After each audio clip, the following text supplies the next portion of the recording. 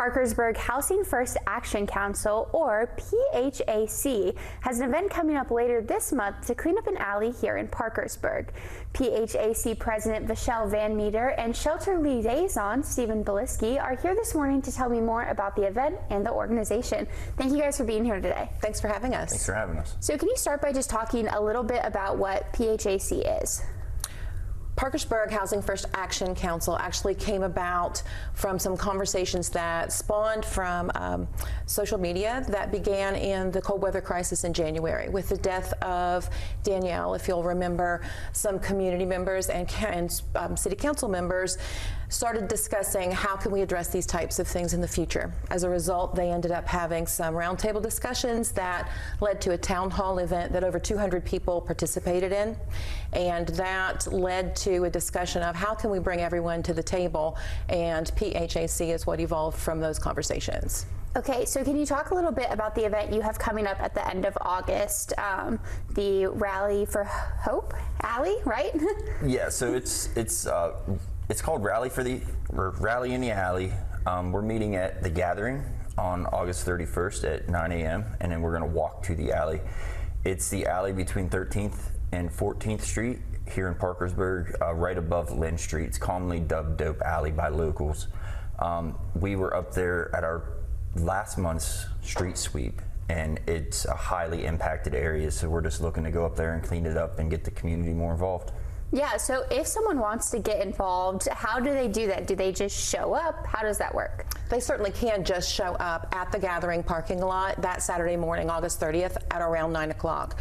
But if they'd like to have contact with one of us, they can check out the PHAC Volunteer Corps, CORPS, Facebook page, or you can look up, you can actually email PHAC 26101@gmail.com if you have questions that you'd like answered.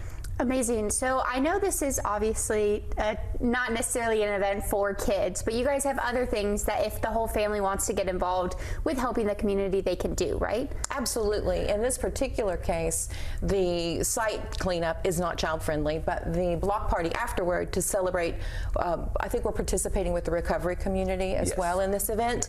So we're hoping for it to be a larger focus, but there will be a block party held at the Gathering at 14th and Latrobe that the entire family can participate in, and we do a monthly second Saturday street sweep in every community, so that's always family friendly.